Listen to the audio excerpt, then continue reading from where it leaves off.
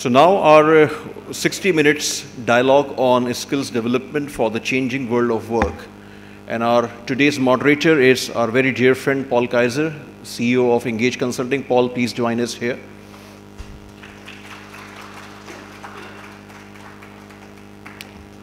Paul is our evergreen moderator and presenter since 2003. We hosted first time Paul in 2003 when he was a director HR of Unilever. And in last 17 years, he attended our majority conferences in Karachi, Lahore, and Islamabad. So our panel of speakers is outstanding, different backgrounds, different industries. Our first panelist is Andleeb Abbas, the Parliamentary Secretary for Foreign Affairs, Government of Pakistan. Andleeb, please join us. An outstanding leader, Khalid Mansoor. He is the CEO of HUBCO, and he's here with us. Mr. Mansoor, please join us on stage.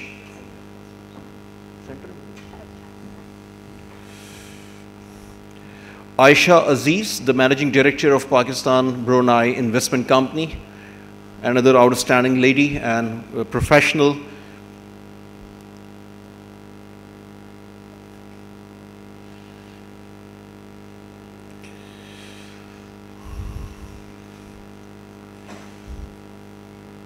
Our fourth panelist is a very dear friend and brother, Mr. Mohammad Shoaib, the CEO of Meezan Investment Management, and he's also the president of CFA Society Pakistan.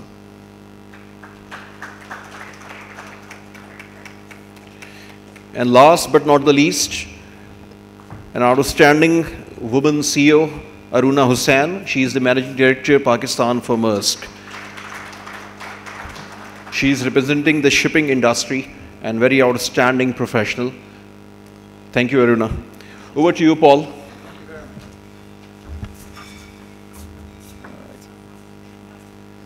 All right, good morning. We're slightly late, but I hope with an excellent panel of 3 female CEOs and 3 male CEOs. I don't think we can do anything as far as being able to get an absolute smashing panel together.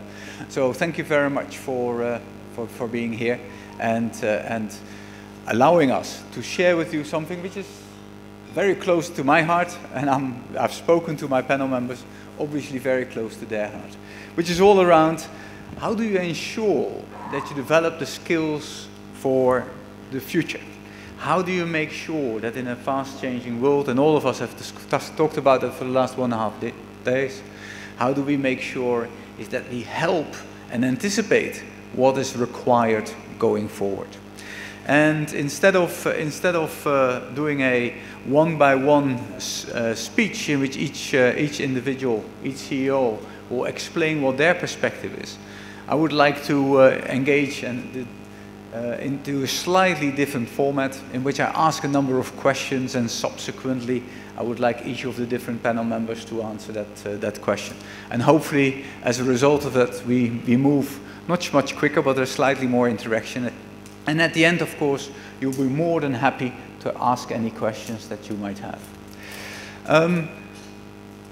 We've been talking about the changing world of work for quite some time. But I'm pretty sure that last year's conference, which was in November, I think in this same facility, we talked about the changing world of work. At that time, I'm pretty sure nobody was anticipating what we've gone through over the last 8 or 9 months. And as a result, I don't think that anybody has been anticipating what is the impact in terms of the ability for our workforce to be as effective, but not only as effective, but also motivated in order to deliver whilst the world is going haywire. So I think it's very important for us to just stand still a little bit about what do we need to do for ourselves, but even more so, what do we need to do for our workforce? And that's where I'm going to start. But I don't want to jump right into the post-COVID world, because these questions around what are skills that are required for a changing world of work, gosh, I'm just going to fall over this now many times. A changing world of work, gosh. is gonna happen quite significantly. So I'm gonna ask each panel member as a first Robin round to answer a very quick question with a very short answer. And it is, let's go back 12 months. If I would have asked you this question 12 months ago, what is a skill that you think our workforce, our managers, should focus on in developing in order to be able to adapt to the changing world of work? Is that the right one, or work of world? World of work, yeah? I'm going to have to change this one, otherwise I'm going to have too many tongue breakers. What is the single most important skill that your teams need to develop in order to be able to be effective? And assume that you were there 12 months ago. Let's start at the back. Aruna, what did people need to work? I would have said adaptability. Adaptability. A learning mindset. Okay. Yeah. Ayesha?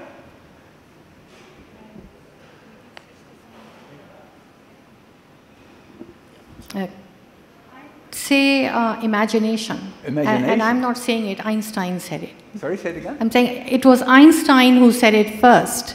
Not knowledge, but imagination. And that was in 1914 or something, correct? That's right. That's right. So he was ahead of his time, that's for sure. Khalid? Actually, it will depend from position to position and job to job. Of course. But the bottom line was, delivery of the objectives. So that would mean the problem solving and the delivery of the objective or results. Problem solving, analytical skills. Andleeb, 12 months ago, what would you have said was the most important skill for people to learn? I think I'll be consistent. Sorry? I'll be consistent. Oh. 12 months ago, today, 12 years ago, 12 years in the future, I will keep on saying the same thing. And that is that we need to build up in our teams work ethics which last over time. Thank you very much, Andleeb. Mohammad Shoaib, what would be the one thing that you would have said 12 months ago? So I remember I was in the same conference, in the same panel, Khalid and myself were there. And we talked about, that was last year, September 2019. And we talked about digitalization, artificial intelligence, how the skill set required will be changing in the future. Honestly, I don't think there's any change from there. What we talked about last year is still valid. The only thing that has happened is basically that transition has become much more quicker. Okay. 12 months ago, we did not see that working from home would be something possible. 12 months ago, we did not think about having meetings on the Zoom calls. So the process is still the same. It's just the transition is much more faster. Well, let me move to that transition. Because Aruna, if I ask you, what has changed over the last 8 months? What has changed? How's the future of work has changed due to the pandemic? I would say, simply put, COVID has played the role of a chief transformation officer for most companies. As Shoaib very rightly said, last year around the same time, we were discussing how the workplace is changing in terms of rapid pace of innovation, disruptions, artificial intelligence, cloud computing, and all of that, and the need for companies to have a digital presence and an online presence and a digital strategy. And I think there was also another conversation happening around how centennials are entering the workforce and what they need is freedom, remote working, a sense of purpose, and all of that. What COVID has really done is just accelerated that and changed it from a need of the hour to a survival need, right? If without that, you cannot even survive. Companies that did not have a digital strategy pre-COVID, they're the ones that have struggled and in many cases shut down as well. Whereas companies that have had a digital strategy, e-commerce channels, platforms, not only have they survived, they've actually thrived. And also the attitudes that we've seen, especially in Pakistan, right, in terms of workplace and how 9 to 5 and the traditional attitudes were where, that was there before. And if you would ask, and they would talk about how to deal with this emerging need of creating HR policies to accommodate those needs, those have been catapulted. Everybody now just has to deal with that. Yeah. Attitudes have completely changed altogether. We previously also used to have, Teams and Zoom and all of that at the workplace, but they were hardly ever used. Today, you can't even think about spending a day without having at least 1 or 2 of those virtual meetings. So I think what's changed is just that acceleration and disruption, automation, all of these things are still going to be there. In fact, they're going to increase. And as studies show, most of the companies are not even going to go back to a traditional 100% workplace as well. It's going to be a hybrid model. So all of this, I feel COVID has actually accelerated that.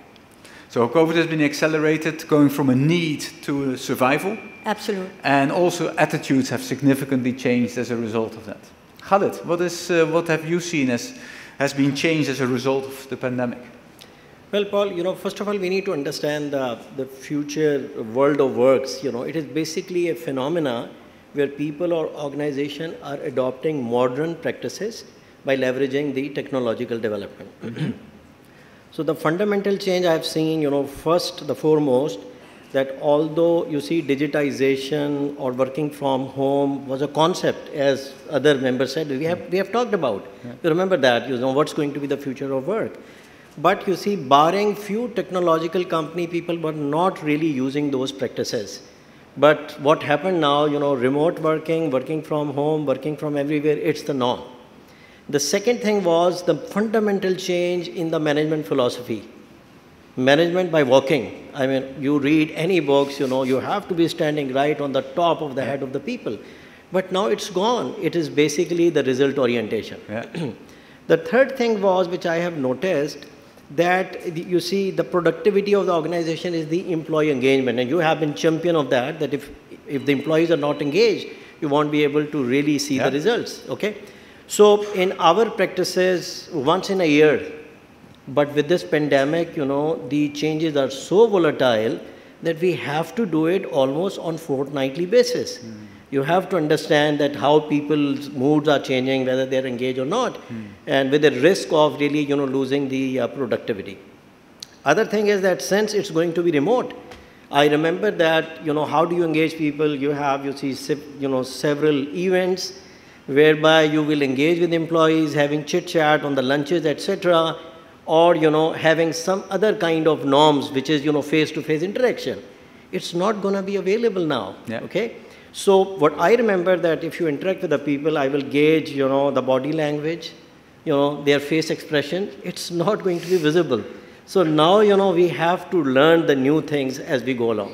Fantastic. And last but not the least, the technological acumen, it will be required as a fundamental stuff. Otherwise, we would not be able to pace, with the requirement. Yeah, so I think like Aruna said, in the past that was a need. Now it's a matter of survival, correct?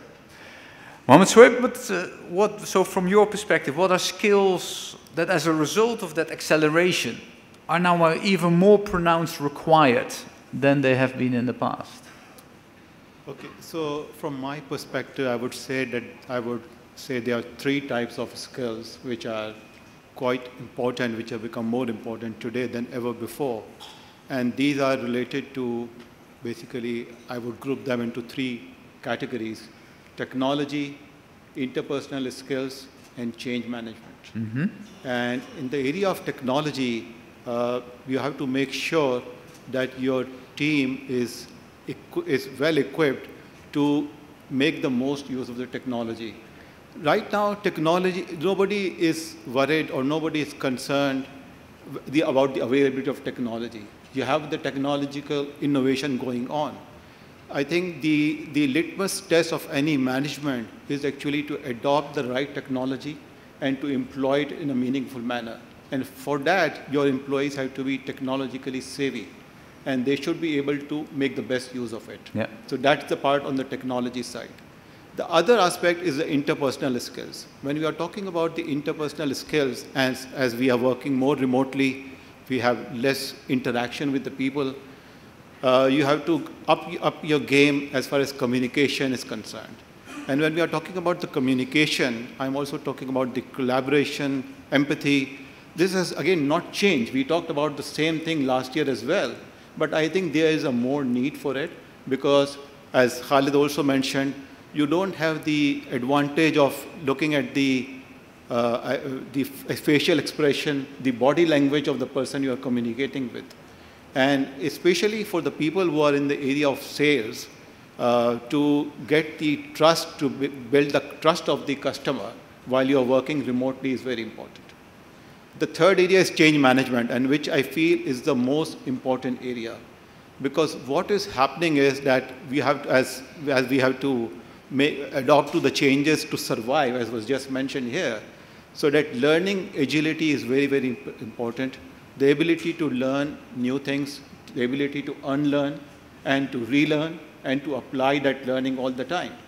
So I will give you a very simple example. Like 20 years ago, when there was no mobile phone, and we were all using the landline phone, at that time, it was considered very important that you memorize the numbers because there was no digital memory in the phone's telephone numbers. So probably I remembered like more than 100 phone numbers of my relatives, of my friends, of my colleagues. Today, with the mobile phone being there, I had to unlearn that. I don't need to occupy my mind, keep remembering all those phone numbers. Today, I need to understand how to use that mobile phone, different apps, different facilities, different functions on that mobile phone. So this learning process has been there, but now because of the rapid changes in the technology, it has much accelerated. Thank you, thank you. Just building on the change management and the learn, relearn, unlearn element. Ayesha, there must be people. There must be winners and losers in this process. There must be people that are very comfortable with it. There must be people that are very uncomfortable with this.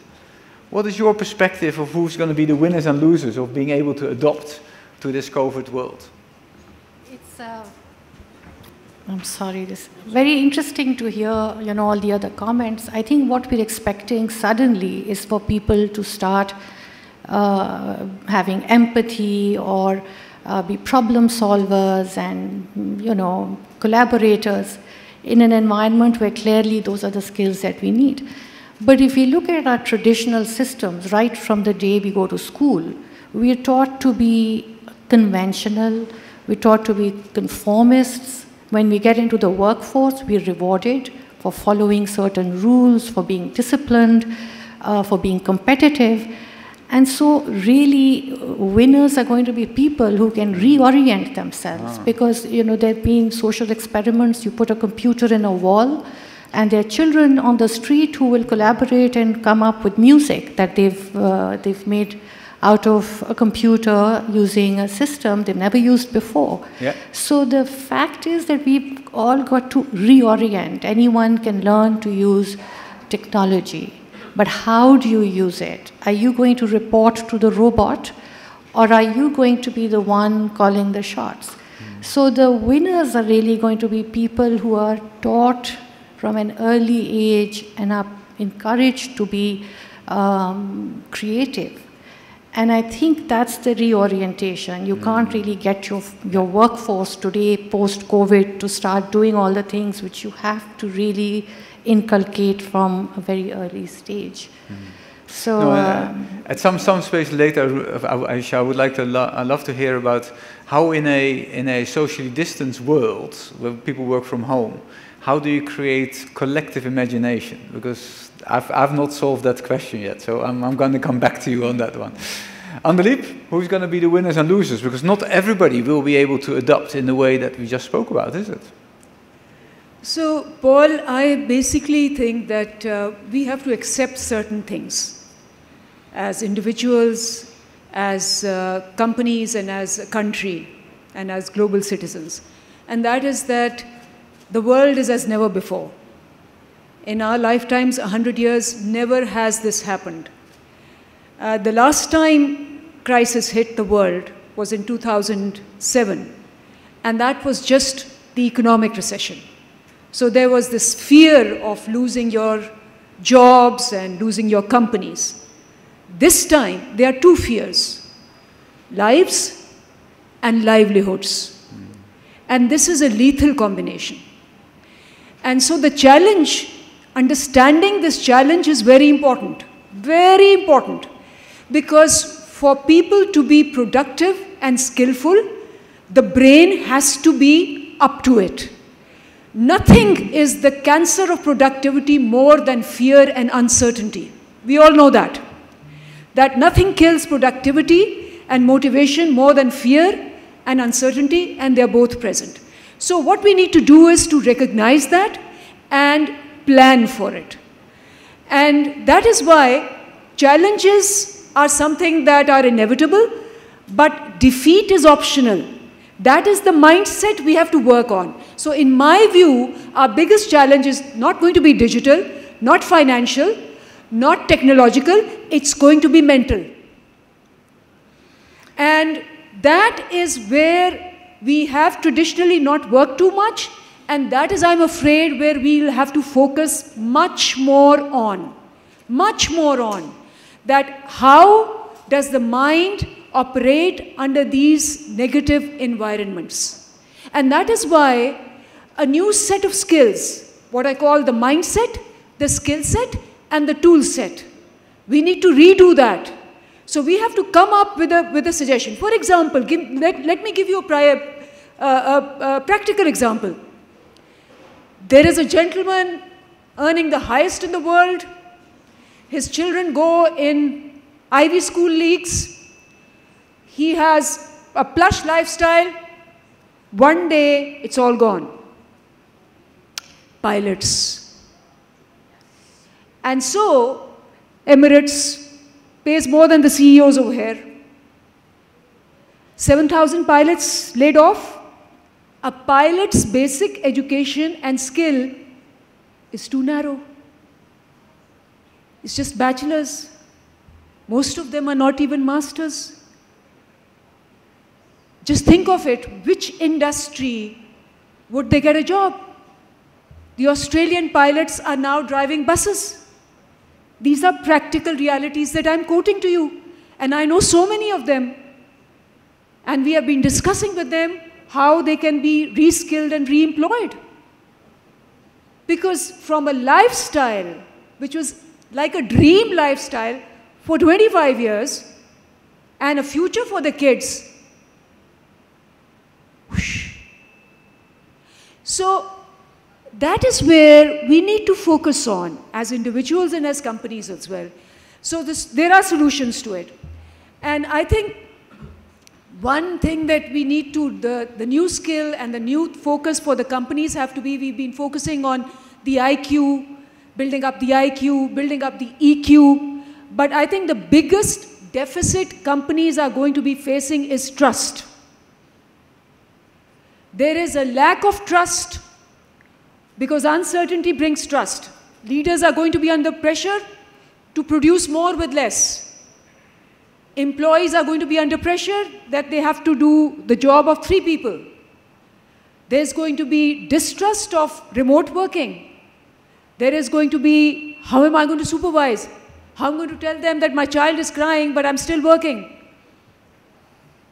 So all this, I think what we need to gauge is the trust quotient in organizations, in departments, because there is a correlation. There is a method, a formula available that high trust companies get return over investment 3 times more than low trust companies. This is a calculated measure. And you don't have to think far. You can take an example. I mean, think of Nokia and BlackBerry 15 years ago when they were the highest producers. People trusted them. Employees trusted them. And look at them right now. So that is the focus that we need to have. And I'll be talking about skills later on if you give me. Thank you, Andleeb. Thank you. So to take that forward with these skills that are necessary, where do you see the biggest deficits in your workforces? Ayesha, what do you see in your organization being now the biggest deficit coming forward? Well, I would go back to the same point that teach people to be able to express themselves, teach them to be leaders, teach them to be brave. Most of us, if we look at and I'm not talking about my company alone, but generally, we like followers. We don't like to be questioned. We are not a very diverse workforce. I mean, you can see it even over here. So we've got this narrow sort of group think. Yeah. And there isn't enough diversity of thought. When there's not enough diversity, there's not enough creativity. There's not enough problem solving in the right way. And so we'll see many of our companies, we don't really break out into the global sort of footprint. And everybody sitting at home doesn't help overcome that, doesn't it? Well, actually, that's where it changes, because suddenly you've got people sitting at home in a more, you might actually end up saying more, being a little braver. You might have more women in the workforce going forward. Yeah. You might have more diversity. Yeah. So I think from our perspective, if I was to just talk about my company alone, we are a very diverse people, and we're diverse not just in terms of gender, but also experience. You want the experience, but you also want young people, and you want them empowered. You want them in leadership positions. And I think those types of things will help companies imagine the future a little better. Thank you. Thank you for answering 2 questions into one. That was perfect. Aruna, what do you see as the biggest gap in terms of your workforce post-COVID? Yeah, thanks. I'll answer that in the context of Maersk, but I'll take you a few years before. So prior to 2016, Maersk was prominently a shipping line. So we operated in the shipping space. But in 2016, we set ourselves a different vision to transform ourselves into an integrator of container logistics, which meant that we came out of the shipping space into the supply chain space. And since then, we've been disrupting ourselves and the industry by coming forth with a lot of different technology-driven solutions in the supply chain space. And what COVID has done really has just given us another proof point that we are in the right direction because of the pace of technology and technology changes. So since the last 2-3 years, there's been a lot of discussion internally at Maersk about capability building and what does it take to become, as we move into the future as a technology company, what do we need, what kind of skills are needed in-house. Of course, one part is the technology piece itself, the ability to work with digital and interact with digital and come up with these products and solutions. But apart from that, there has to be a high degree of creativity in the organization. Problem-solving skill set, right? A huge amount of customer orientation to be able to take a customer problem, break it down into components, and come up with a technological solution to those problems. And then we also take into account the changing nature of the workforce, as we mentioned earlier, in terms of what they need, freedom, sense of purpose, flexibility, remote, and all of that. And then we combine that and looked at what are the 3 or 4 things that we need to do in order to bridge this gap and create the workforce of the future. And actually, when you think about it, there are just 3 or 4 really simple things that can be applied. First of all, diversity.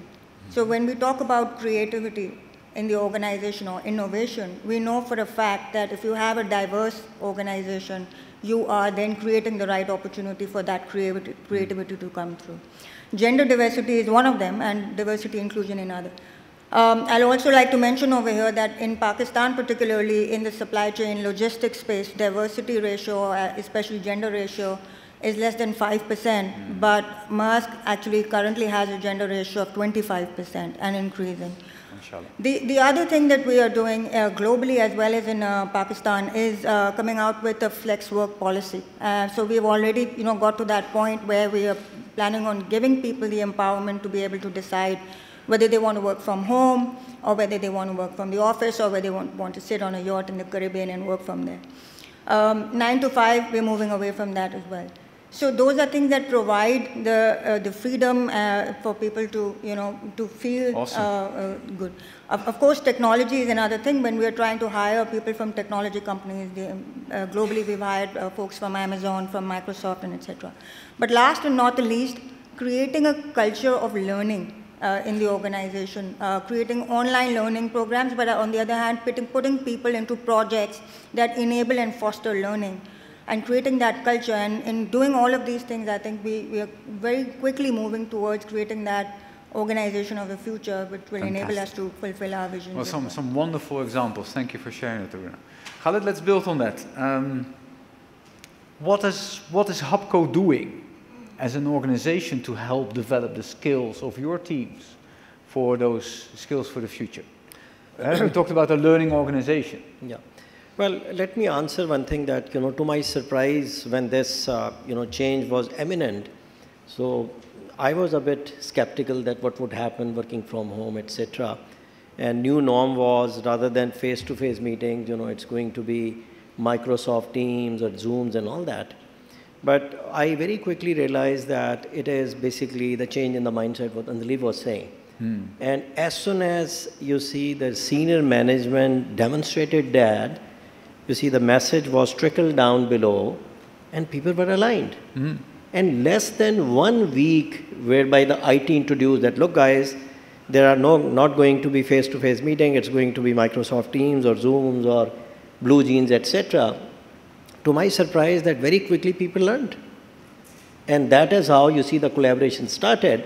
And one thing, my message was that, look, whatever objectives we have envisaged in the beginning of the year, I don't want to see any, deceleration. And the bottom line objectives must be met. And that is where, the work started. Now, being the essential service, power generation, it's a lifeline. You have to make sure that the hospitals have uninterrupted supply of power. People's life was at stake. And, the biggest plant is in Hub, and every day employees were commuting. But because of, this issue, the lockdowns, we have to change the norm. That now people have to work in rotas. Rotas mean that you have to stay, let's say, 14 days at the plant. And then, you are just confined, you're not getting out. Yeah. And after that, you come back home and you have to stay at home 14 days and the new crew will go there. So it just changed the, psychographic or mental health of the people. Yep. So how do I gauge that? Previously, as we said, the employee engagement and the productivity once in a year, and you look at the score, and then, you have the pain points and you address them. But trust me, we started, the pulse survey on, almost fortnightly basis, and proactively, starting to, change that. The HUBCO is implementing, $4 billion projects. You will be amazed, and we are the biggest contributor of CPAC. The project management team is in Karachi, and the workforce, along with Chinese, they are at Thar. So, how does the management team make sure that the project does not see the delay? Because that is where, cost-effective power is promised for the security of the energy system in the country. So, the working from remote and then online learning of the new management skill were very quickly developed. And again, the result was that we didn't see any kind of impact. So that is what the mindset, I really appreciate what Andleeb said. It's all about the mindset. So the people have really learned, but the main thing is that as a management, you need to make sure that employees continue to engage, and if they have any problem, because I remember that every fortnight I was having town halls. And town halls mean that if I can't see people, but, remotely, in all the 3-4 sites we have, at Thar, at Hub, and then at Narowal site and Azad Jammu and Kashmir, we have a hydel plant. An employee would ask the question, they will ask me that, how I continue to stay motivated in a confined room. I was working from my study. So exchanging the ideas, motivating each other, and the bottom line is that it is, the mindset and the approach of the leadership. And if really, you can work as a role model, employee really adapt to that. And bottom line is that I think I have not personally seen any kind of, damping or, deteriorating effect so far. And awesome. I hope this would continue. It also is a celebration of how adaptable we are as species, correct? If they throw a big pandemic at us, we'll find ways to adapt. Mohammad Shoaib, what's, from your perspective, what have you done to help your team acquire new skills to adapt to this new situation? Yeah, so talking about my experience at Meezan, so when this pandemic was about to start and we had some initial cases in Pakistan in the month of February, we were already on the path to digitalization, and we were in the process of revamping our sales app for the salespeople. We were in the process of revamping our mobile app for the customers, and we were in the process to go into a paperless environment. So certainly these are the processes, but at the same time, the essential element was to change the leadership style, to change the mindset of the people, and to equip the people to use the technology. So what we did was we accelerated all those processes, and alhamdulillah, we were probably among the first institutions in the financial sector, which you know are is very highly regulated sector in Pakistan. You have to do a lot of paperwork. So while the paperwork with related to the customer was certainly still required, but in terms of our operations, we made our work entirely paperless. Our back office operations, which was using maybe about 5 rims a day of paper, they went on a complete paperless environment. We moved to work from home. And what I understand and what I would say is that this process was enabled because of 2 important initiatives, and that is something is the key learning. One is that you have to overcome your resistance to change. The change came so fast, you had to adapt to that change. And certainly these changes come all the time, and you have to adapt to them very, very quickly. And the second thing was you have to trust your human resources. You have to trust your human capital, and you have to invest heavily in your human capital. So when we are talking about technology, it's very funny. I know there's a lot of accountants in this room. So when you make any investment in a technology, whether it's a hardware or a software, it is always classified as investment, and you capitalize it. When you're talking about spending on your human capital, it is always considered an expense. So I think our mindset needs to be changed, that we need to invest in our human capital as much as we need to invest in the tangible capital or the tangible fixed assets. And that is actually really helped. That change of mindset at all levels in the organization really helped us to move through that difficult period. And in fact, as Khalid Saab mentioned, I was also very concerned, very worried that we have our year-end targets, and we were already in the 9th month of the financial year. It was the month of March, almost the middle of March. And we were doing well in terms of achieving the targets, in terms of achieving our new customer targets, in terms of achieving our technology targets, in terms of achieving our assets under management target. But due to this quick transformation, our ability to connect with the customer, to provide them all the services even remotely, we actually grew our assets under management in the last quarter of the year by 30%, which was actually more than our growth in the last 9 months. So I think that made a big difference. And as I said, 2 key takeaways are you have to kind of overcome your resistance to change, and you have to resist your lack of trust in your management team. And I think those words are absolutely applauded to by Andleeb, because I think that's right up her alley. Correct, Andleeb? So how taking that a step forward in terms of what if I'm a professional sitting in this audience or watching at home? What can I do personally? What steps can I personally take in order to fulfill some of the elements that Mohammad Shoaib just mentioned? So Paul, this is, I think, a great time for people from all ranks and files to move up. There are a lot of spaces. What we need to do is 2 things. I think as professionals and as people working in companies and at home, some of those sets of skills have already been mentioned, but I think what I call the PAC.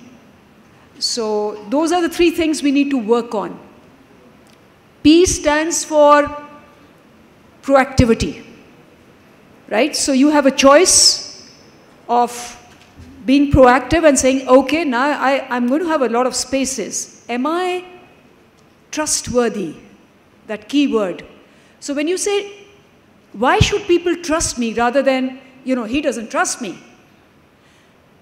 We need to think of, in this new environment, where there is a trust, scrutiny going on. Why should people trust me with their jobs, with their companies, with their country, with their offices? Am I trustworthy? So worthy of trust, and you know, I call it in Urdu, which is better. Urdu mein काबिले एतबार, काबिले एतमाद, इस काबिल हो आप, तो वो कौन सी स्किल्स और कॉम्पिटेंस है कि आपको काबिल बनाएगी उस एतबार के लिए, right? The first thing, and that I've tried also during this COVID with in few spaces that I have, is to train people to see the beautiful in the awful. To train people to see the beautiful in the awful. And that's what we have been talking about, to see the unseen, you know, to see beyond, all these things that we've been talking about. Now it's there, because all you can see is the second wave and the third wave and the fourth wave. But who's going to see the breakthrough in that wave? And there are, all of these companies have given excellent examples of what they've done amidst those waves. So who's going to tide and ride over those waves rather than be submerged in those waves? That's the thing. And I'll tell you, you know, when we started, the country had only 1,600 ventilators. And as you know, hospitals were overflowing, and also there was locust swarms on the food security of Pakistan. So let me tell you that through this, and not going for the traditional, you know, the laboratories and all that, inviting students. So that's the opportunity, inviting people who can come up with ideas. The NUST University came up with ideas. And now, we are not only making ventilators, we are going to be exporting them as well, which we would have never done in the next 100 years. Similarly, you know, PPE equipment, we were importing it before, now we are exporting it within a matter of 6 months. And we have so many orders, as you have seen, that there's not enough capacity now to fulfill the orders. Who would have thought that in the midst of the worst pandemic in probably 100 years or more, they'll be doing roaring business. Similarly with drones. Drones are awful. That's all we thought for so many years. They kill. But now they are saving lives. They are taking first aid medicines remotely to places where face-to-face contact is dangerous. They are throwing fertilizers on locusts, sorry, not fertilizers, chemicals on locusts where human contact is not possible. They are spraying it. Made in Pakistan. So that's what we need to train people to see the beautiful in the awful. And then the second thing that we need to do is that we need to train ourselves as professionals and people around us that abnormal is normal.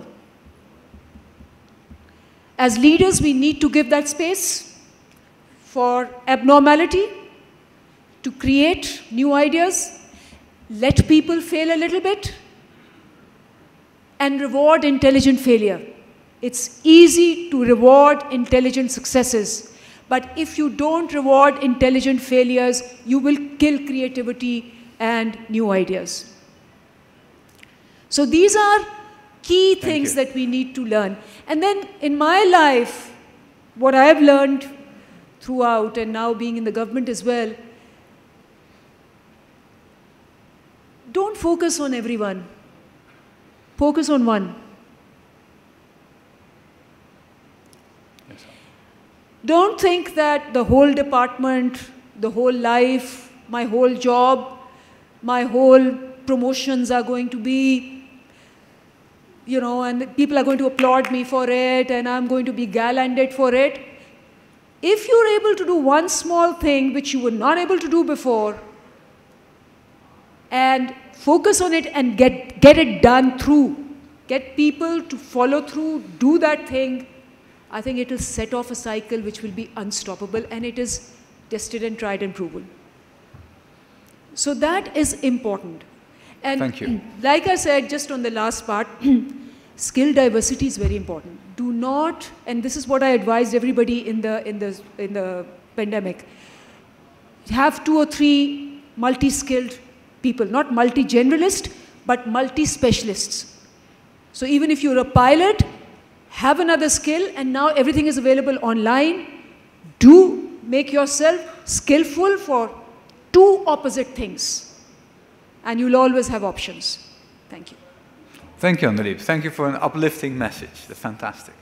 So, quickly, one last round robin before I open the floor to any other questions. So, if there's one thing that you personally can do to help people adapt their skills through this pandemic, what would that be? I'm starting with Mohammad Shoaib. So as a leader, I think what you need to do is you have to prepare your team. You have to prepare your team for the change management. That is, I think, very important, a very important skill, because now we know that how quickly technology and now the pandemic is changing the world. Every week, every month is something new. So you have to develop your human capital, and this is actually the true digital transformation, I would say. It is transformation of the talent rather than the transformation through technology. Thank you. Andleeb, what's the one thing that you would do if you had a magic wand? Well, I've been doing that in the pandemic, and because right in the beginning, like I mentioned to you, I realized people are just in the survival mode, and nobody's thinking about the mental trauma that is happening because people are cooped up in the house. And that mental trauma is going to have a post-stress behavioral manifestation sooner or later. So I set up this helpline, and with the help of 8 volunteers, in whoever has a problem of, stress, pressure, hopelessness, can't find a way, we volunteered and we gave our numbers, and it was a very satisfying moment, because there were CEOs who were calling, there were women who were calling, there were children who were calling, and if you give them just 1 or 2 tips of how to cope with this pressure, it changes their lives. Thank you. Khalid?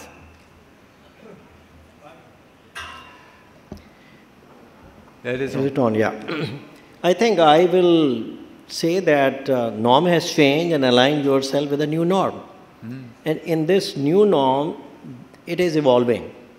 It is a kind of uncertainty, and as our national poet said, that आँख जो कुछ देखती है लब पे आ सकता नहीं, मैं वे हैरत हूँ कि दुनिया क्या से क्या हो जाएगी.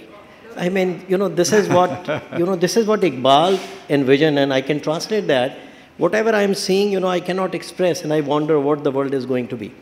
Now, in this process, there is a temptation to go back to the convention.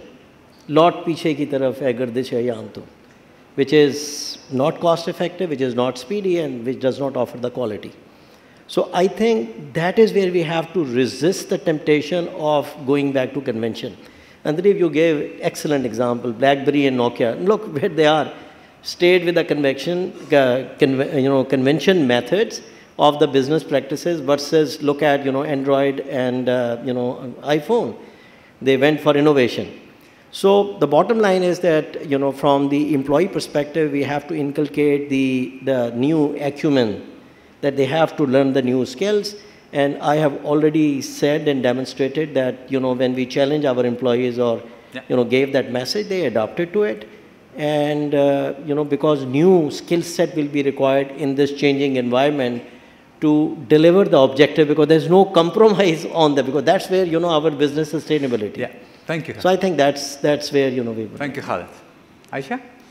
Okay, so there was a study which said that today, with existing technology, 50% of all jobs can theoretically be replaced. So while we're talking of COVID and we're talking of how to manage stress for our limited number of employees in a very safe environment, corporate environment, that's one thing.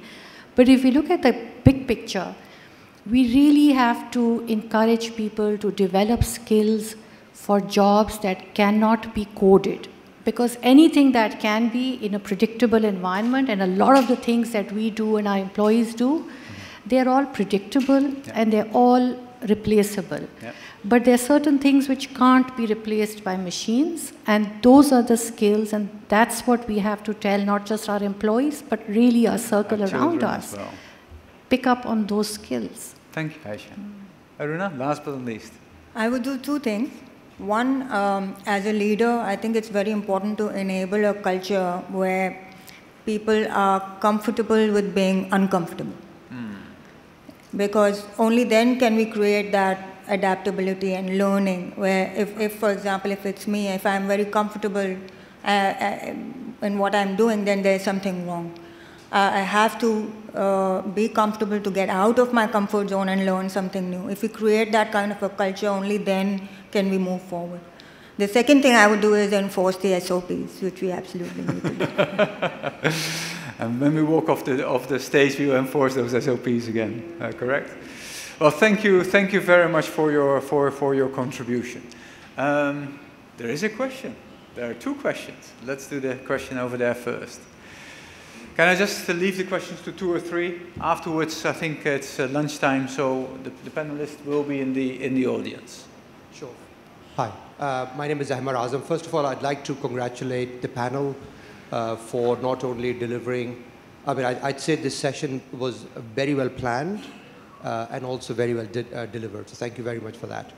But I have a question, and you guys all covered it in different spots, but regarding one of the biggest changes of COVID was remote working, right? A lot of companies were doing it, but now everybody's doing it. So what are some of the key points, maybe 1 or 2, if we can go through each speaker, precisely 1 or 2 things that you'd like to suggest to organizations to successfully transition to remote working through your own experience through COVID? Thank you. Who wants to take that one? I think this message is loud and clear to the organization that we have to adopt the new norm. And people have learned that the new norm and learning new techniques are offering cost effectiveness. It's, it's going to be speedy. It's going to be offering the quality. I remember having a word with Irfan, and Irfan said that we are working from home, and only less than 30% people are regularly, attending the branches. And they haven't seen anything, which is affecting the bottom line. So you begin to wonder the organization structure. Why do you need such a large organization?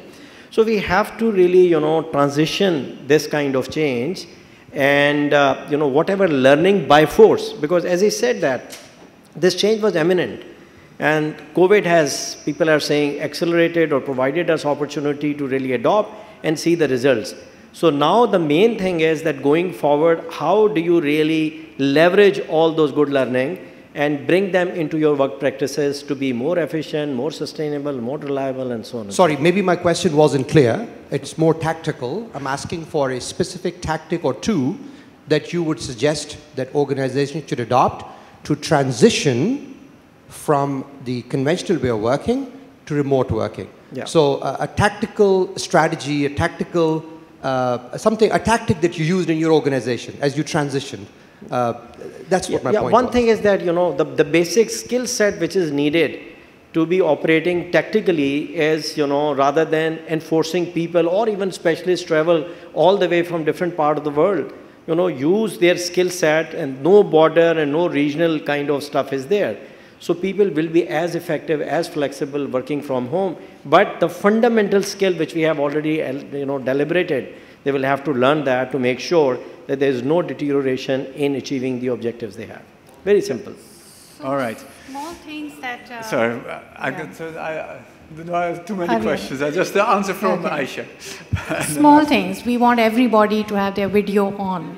So there is a sort of a more personal touch to that. The other thing is that everyone must attend unless they're down with COVID.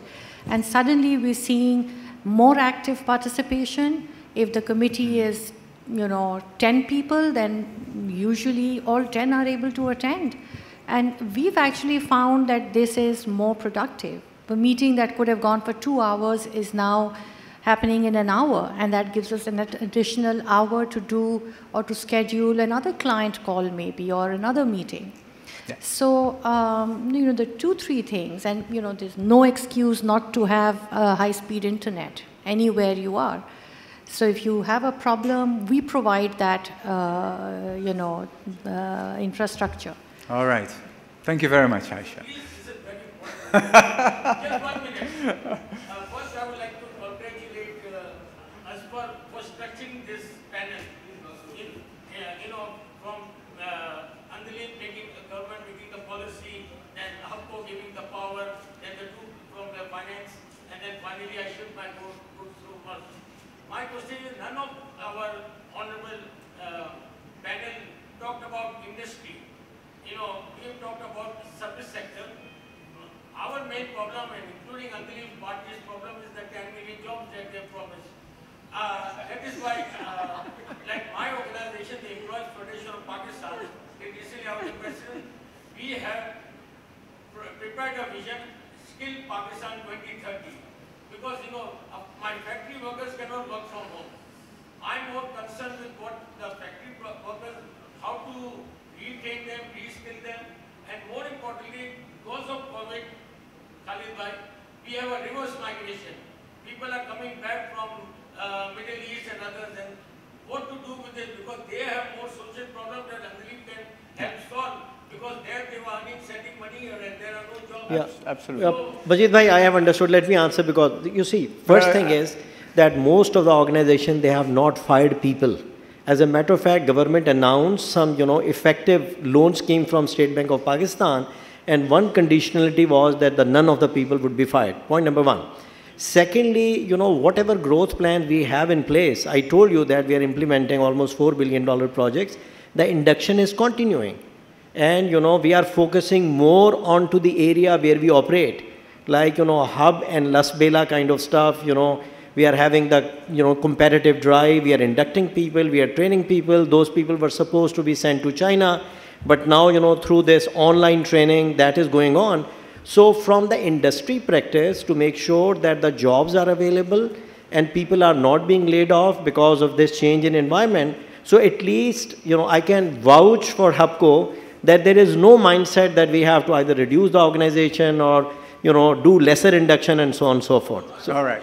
Yeah. By the way, there is a 200,000 labor shortage in Faisalabad. Please send your people over there. On the textile. All right, I'm gonna move this on and conclude by actually thanking all of you, because the 2 compliments that were given are absolutely true. Thank you very much for your input. Thank you very much for your wisdom, and thank you much for sharing it. And thank you for listening.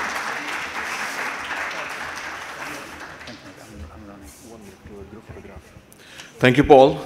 Thank you, Andleeb, Mr. Khalid Mansoor, Ayesha, Aziz, Mohammad Shoaib, Aruna, Hussain.